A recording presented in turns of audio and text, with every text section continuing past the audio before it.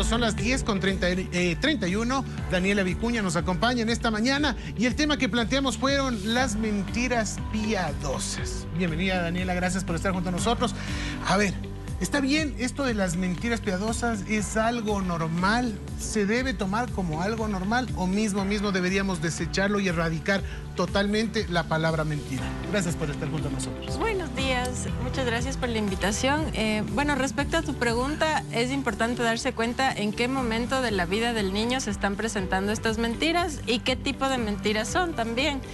Porque podría darse el caso de que sea, como comentábamos, una mentirita de vez en cuando, una cosa que bueno, no llega a ser un mayor problema, hasta ya un tema un poco más compulsivo, en la que el niño tal vez no tiene como mucho control sobre sus impulsos y hace esto todo el tiempo, entonces ahí ya estamos hablando de un problema.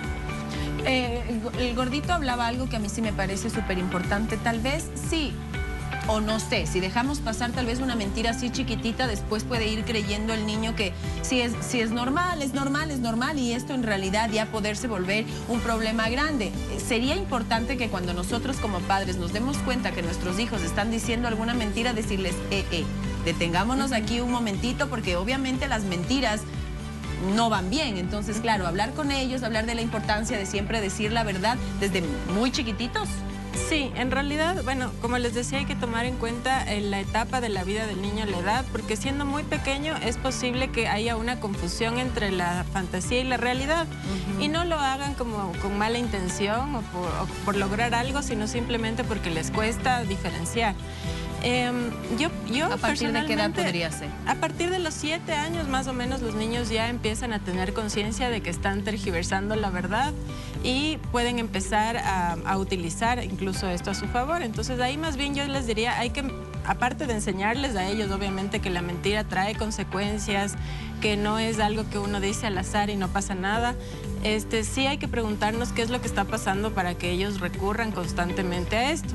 Por ejemplo, se me ocurre que hay muchos niños que mienten por el temor a castigos físicos fuertes de los papás, entonces dicen, no, prefiero decir que yo no hice o que fue alguien más o que pasó de alguna otra manera con tal de evitar que mis papás me golpeen o que no sé, me castiguen, como que le castiguen de una manera muy fuerte. Entonces, claro, ahí sería como una forma de defensa del niño o también posiblemente como para ocultar alguna situación que le está resultando vergonzosa, algún tema que se le está haciendo muy difícil de manejar. Entonces, siempre hay que ver qué hay por detrás, porque podríamos pensar incluso en temas de algún posible abuso, por ejemplo, en los casos más difíciles, más complicados, en que los niños por ocultar o por proteger a alguna otra persona están cayendo en este tipo de conductas. Daniela, ahora hablemos acerca de los padres, porque los padres cometen muchos errores también que se reflejan con los niños. Uno de esos son las promesas que a veces no le hace el hijo y que no cumple y que se transforma en una mentira. Entonces yo estoy acostumbrado a que mi papá me prometa tal cosa y nunca me cumple y yo digo, me está mintiendo, y eso también genera en mí como una idea de que la mentira o las promesas pues pueden ser mentiras también. Yo prometo hacer algo y no lo hago. Los padres son expertos en eso. Te prometo tal cosa y de repente nada. No pasó.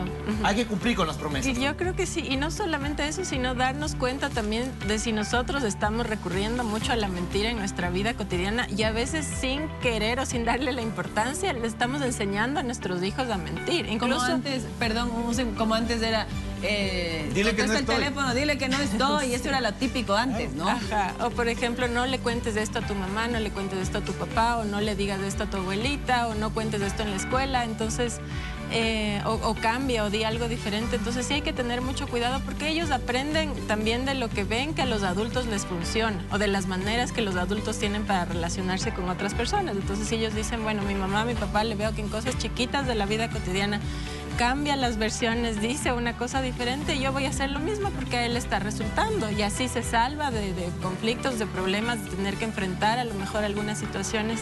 Entonces sí ser muy cuidadosos en cómo actuamos en ese sentido. y va a ser inevitable, digamos, hablemoslo con toda la honestidad del caso. Siempre va a pasar el SB, dile a la vecina que no estoy en este momento, o por favor, los de la tarjeta de crédito, dile por favor que no sé, que me mudé a vivir en otro país, cualquier cosa. Va a pasar, va a ser inevitable, pero ¿cuáles serían señales de alerta, Daniela, de que nuestro hijo quizá podría convertirse en un potencial mitómano, o yo qué sé, en que ya las mentiras podrían causarle algún problema futuro? Sí, como les comentaba, este es un problema del control de los impulsos. Entonces podría entenderse como, por ejemplo, los niños que no pueden controlar su cuerpo, que no controlan sus acciones, también pueden empezar a decir mentiras sin estar muy conscientes de cuáles van a ser las consecuencias, simplemente porque ese momento se les ocurrió, porque les pareció que les podía salvar de algo. Entonces, ahí es un trabajo constante de hacerle caer en cuenta, a ver, tú dijiste esto, tú hiciste esto, ¿qué va a pasar con esta situación? O sea, que no actúe impulsivamente, sin pensar incluso que puede dañar a otras personas, ¿no? Porque a veces, qué sé yo, dicen, no, es que la profesora me hizo algo, es que mi compañero, es que mi hermano, un adulto me hizo algo, y sin ser consciente de que eso podría incluso traer hasta problemas legales. Entonces sí, ayudarle a razonar de esa manera, como qué pasa si dices esto, cuál es la consecuencia, de manera constante, hasta que vea que es más el